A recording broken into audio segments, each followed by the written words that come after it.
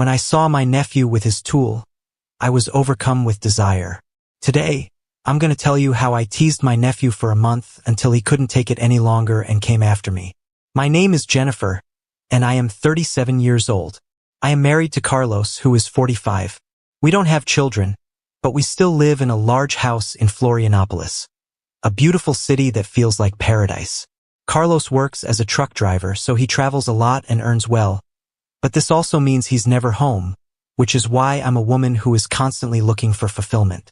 Elsewhere, our marriage has always been good, but sometimes I felt lonely, especially on the nights when he was on the road.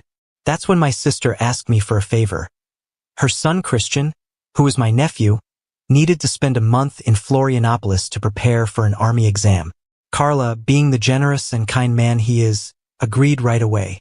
When Christian arrived, I was surprised by how much he had grown.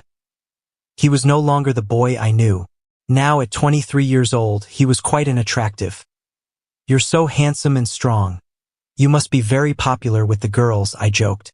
He laughed casually and replied that he was too busy with training and studying to think about girls at the moment. I found it amusing how focused and serious he was, but at the same time, I noticed that a feeling inside me was beginning to grow. He seemed different from other guys his age, and this difference caught my attention. That week Carlos had to travel for work again, which meant but I had already started making moves to catch his attention. There was a plan. He didn't know I was executing something new and exciting that made me eager to see what else might happen with Carlos away for work. It was just Christian and me alone in the house on the first day. I decided to prepare a simple lunch. As I stirred the I realized I was more nervous than usual. The presence of my nephew, now a young adult, made me feel a bit uneasy, though I didn't want to admit it. Perhaps out of curiosity, when Christian came into the kitchen to assist me, I noticed he was attempting to be as polite as possible with me, but it was clear that his gaze could not help but linger on me. "I believe this outfit is excessive. I apologize. If it is, I'm just used to being more comfortable and capable at home," I inquired casually as I set the table. Christian, surprised by the question, smiled and said, "No, Auntie, you looks great. Don't worry." The conversation was relaxed during lunch. We talked about the exam he was preparing for, and he told me about his training routine. I then mentioned that he was very strong and in great shape, the kind of body you only see on television. He laughed and thanked me for the compliment, saying he was really dedicating himself. "Before asking you, Auntie, have you been doing any physical exercise?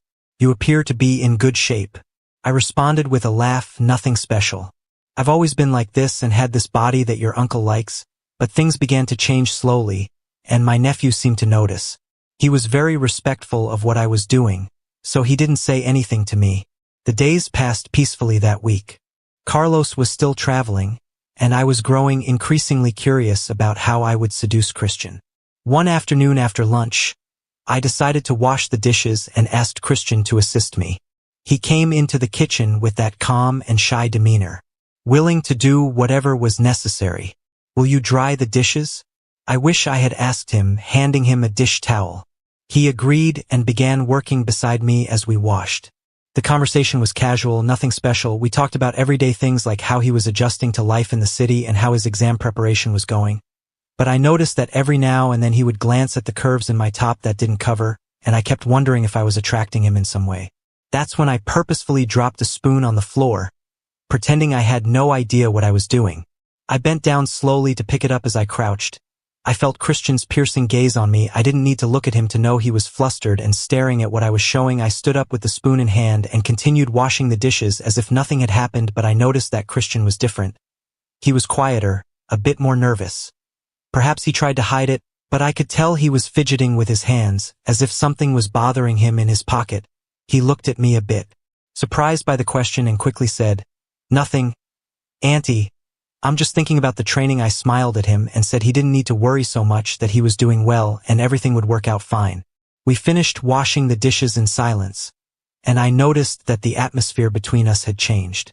Christian was clearly uncomfortable, and I knew that part of it was because of me, which was exactly what I wanted that night. As I lay down to sleep, I thought about what had happened to it. It wasn't just a simple tease. It was a new feeling, maybe a little dangerous, but at the same time it made me curious to see what else might happen that night after a seemingly ordinary day. I felt a restlessness within me, The fire that had been building up over the past few days was becoming impossible to extinguish. After making sure everything was in order in the house, I decided to go to Christian's room to see if he needed anything. As I approached the door, I heard him. "It feels like she's testing me.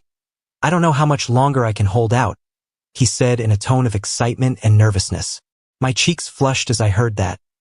I knew I was playing with fire, but what he said on the phone made me realize that Christian was no longer the boy I knew but a man struggling with his own desires.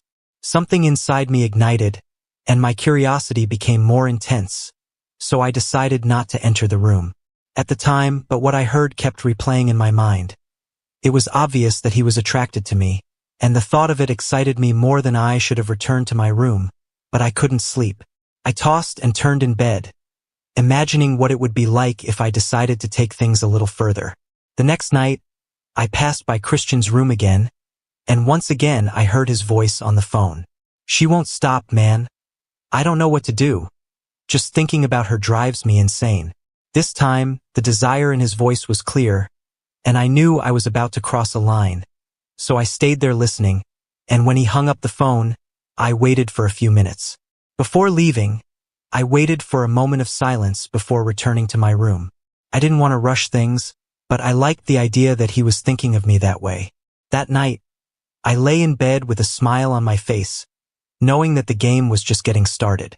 It wasn't just about Christian. It was about the power I had over him, and how it made me feel alive again. It was time to see how far this game could take me. One day, I decided to take a long, relaxing bath. When I entered the bathroom, I realized I had left my towel in the bedroom.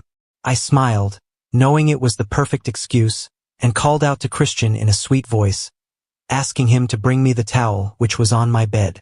"Could you get it for me?" I asked, trying to sound casual. When he reached the bathroom door, I said, "You can come in, Christian. If I step out like this, I'll get the whole floor wet." In an innocent tone, he hesitated for a moment but then entered, extending the towel to me without looking directly at me. I noticed how nervous he was becoming, almost trembling, while at the same time trying to keep his composure. When I took the towel from his hands, our eyes finally met, and it felt like time had stopped. As he turned to leave, he muttered something about needing to leave, and I couldn't help but tease him a little more. "Thank you, dear. I hope I didn't bother you," I said softly. I leaned against the wall, watching my nephew's nervous expression and closing the door behind him as soon as he left. Feeling my heart race, I knew I was getting to him, but it was also affecting me as I tried to sleep. I imagined what was going through Christian's mind at that moment. Was he also struggling with his own desires just like I was? The thought that he might be thinking of me in that way made me smile. Perhaps it was time to take the next step, but carefully to avoid going too far. It was late, and after a rather quiet day, I decided it was time to see how far Christian was willing.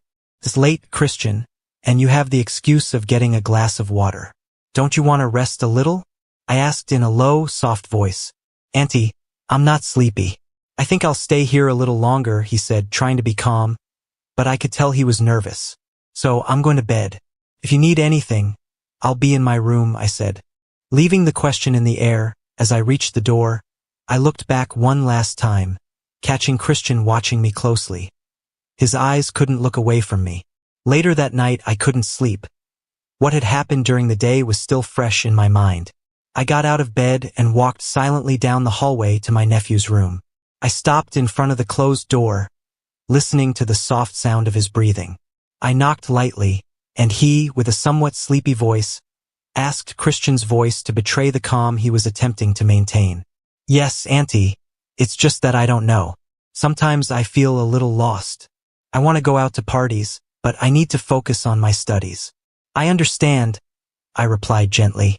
When we're alone, I place my hand on his, and the feelings intensify. But don't worry. The touch of my hand seemed to calm him while also exciting my nephew. I could see in his eyes that he was fighting against that desire. "You're special to me, Christian, and all I want is you. To know that I'm sorry if I sometimes wear very sensual clothes. I feel more comfortable that way, and if it bothers you, I can dress appropriately. I know that men's minds think a lot of naughty things even about their aunt," I said, laughing nervously, and he looked at me with a mixture of relief and desire. "I don't mind at all, Aunt Jennifer, but it's like you said. A man gets excited right away when he sees a woman like you, regardless of her being his aunt, and in that moment sleep well," murmured before leaving the room. Carlos returned home for a few days, and with him, the sense of normalcy in our married life returned as it was before. But now there was something that only Christian and I shared: our connection. He was looking at me with more desire, the little provocations, the glances full of double meanings. All of it seemed to be waiting for the right moment. It was late afternoon, and we decided to have a barbecue to enjoy family time. Behind me, I thought it was Carlos, but when I turned around, I saw it was Christian. He was very close, and I could feel every muscle of his against me.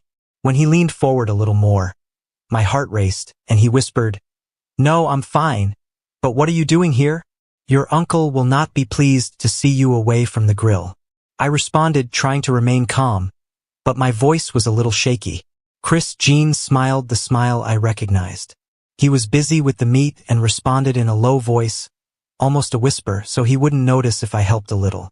Around here, there was something in the way he said it that made my stomach turn with excitement and nervousness. He stayed close to me while I continued to cut the vegetables, trying to concentrate, but it was impossible to ignore his proximity and the warmth of his body so close to mine.